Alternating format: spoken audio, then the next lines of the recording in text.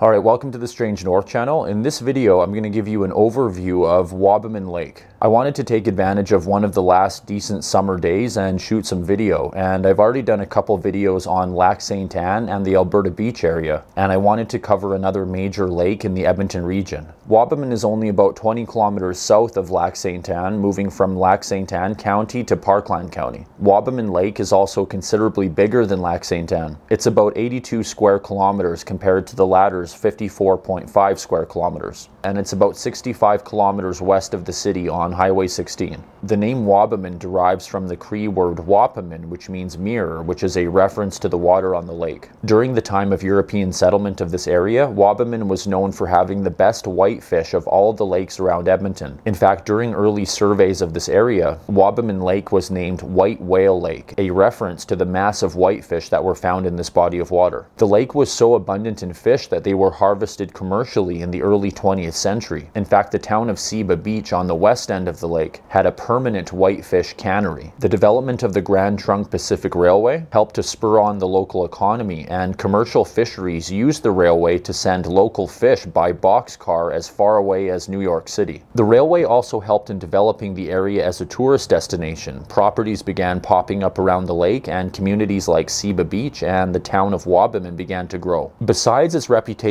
as a hotspot for fishing, Wabamun Lake is also surrounded by massive coal mining and power plant operations. The lake is surrounded by rich coal deposits, and the Whitewood coal mine opened just north of the lake in 1962, and it operated until 2010. And then the Wabamun Generating Station was a coal-fired power station owned by TransAlta near the town of Wabamun, and that was commissioned in 1956. It was fueled by coal from the Whitewood mine until it was fully decommissioned in 2010. The main building was then demolished in 2011. However, the Sundance Power Station still exists, also owned by TransAlta, and this is a gas-fired station on the south end of Wabamun Lake, and it was converted from a coal-fired plant. And from many points around this lake, you can see the smokestacks in the distance. And then of course around the lake you'll see many power lines that are leading out from these facilities, as well as railway tracks around the lake. This is definitely something that makes it a bit different from Lac St. Anne. I mean, there's a railway line that runs along the shore of the lake right through the village of Wabamun, and sometimes when you're trying to get to the main pier, you have to wait for the train to pass. There was a major event involving the railway on August 3rd of 2005. At 5:40 a.m. that day, 43 cars of a CN freight train derailed near the Whitewood Sand subdivision, spilling 1.3 million liters of heavy bunker C fuel oil. An estimated 734,000 liters of that oil, more than half, was spread by high winds across 8 kilometers of the surface of Wabamun Lake. Volunteers from the area placed booms and absorbent material to protect the shoreline, and they recovered hundreds of oil-covered birds and animals to be rescued. About 100 Wabamun area residents took part in a 5-hour blockade of a CN rail line, protesting the CN's insufficient action in cleaning up the spill. 4 days after this derailment, CN stated that a separate hazardous material had spilled into the lake in addition to the oil. Residents were told to stop cleaning oil-covered wildlife and completely avoid lake and well water in this area. It turned out that 88,000 liters of pole treating oil had escaped from a ruptured, derailed tank car, and this was a highly toxic material. This led to further outrage and claims that CN did not inform people soon enough. The provincial government considered filing charges against CN officers. The following year, in spring of 2006,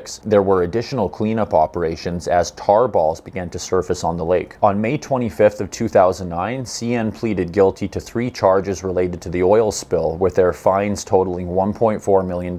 And of course, it took years for the lake to fully recover, but by 2016, the lake had returned to near its pre-oil spill condition. While I'd been to the lake before, I'd never actually visited the town, and so I thought I'd take a quick visit. Driving into town from Highway 16, you're going to find Canada's largest dragonfly, which is the mascot for the town. My first stop was the iconic Yellow Submarine. This is a popular spot in town. They serve ice cream, pizza, and subs. The people were very friendly, and I bought a delicious sandwich that had very fresh toppings. Another very popular restaurant in town is Jingles. I didn't actually eat at this place, but I'd definitely like to stop by another time. This place also features all sorts of antique and vintage items for sale. There's a pleasant little patio area out back, and this place even has an in-house masseuse, so it's definitely a great spot to stop by when you're in town. And then I have to mention the Wabamun Lions bowling lanes. I just love that this small lake town has a functioning bowling alley. You don't see that very often. They weren't open when I was in town, and they're not open very often, but I'd love to visit this facility one day. I also love that one of the few pictures of this place online features the legendary Steve Wallace as he was stopping through town with his bicycle camper trailer. Wabamun also has a couple hotels close to the lake, including the classic Wabamun Hotel. This has a great little tavern with a definite retro vibe. I also love the vintage bar in this place that seems to have been untouched for decades. And this hotel also features a small restaurant. And of course, you'll find the usual collection of grocery, pharmaceutical, liquor, cannabis, and convenience stores. There's even a fairly modern looking gas station in town.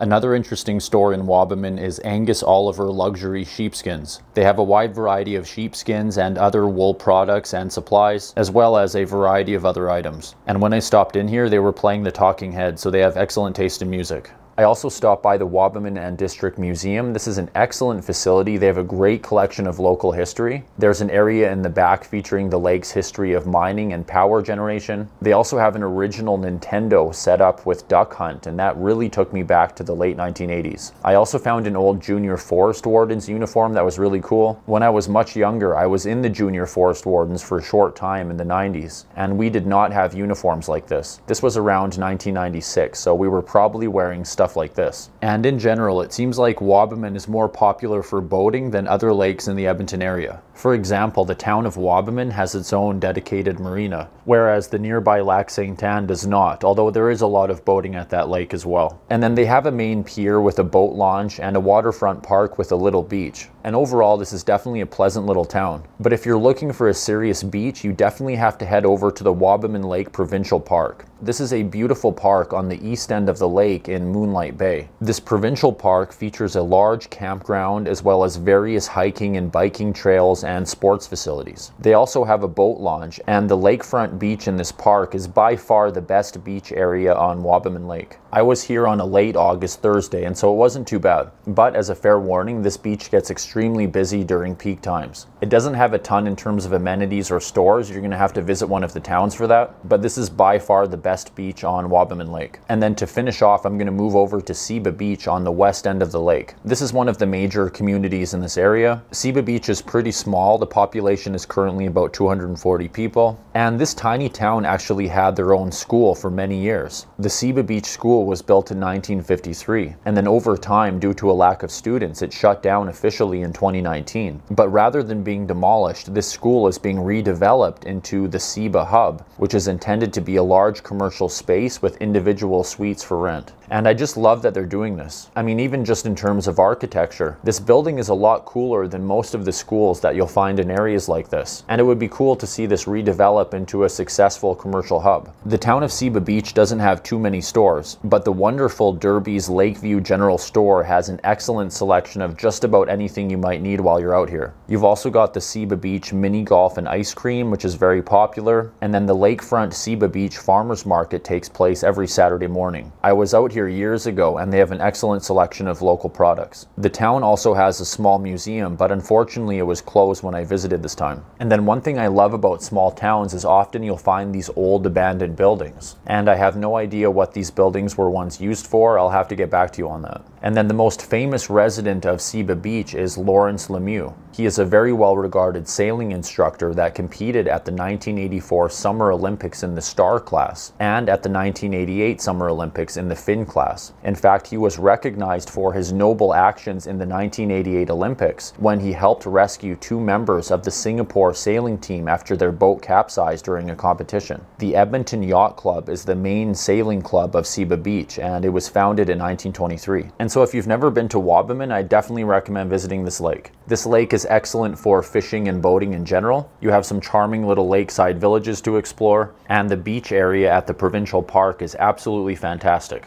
I hope you found this one interesting and informative, and if you'd like to watch more of my videos in general, please consider subscribing to my channel. I upload something new at least once a week. Thank you for watching. I hope you have a great day and a fantastic long weekend, and I look forward to seeing you next time on the Strange North channel.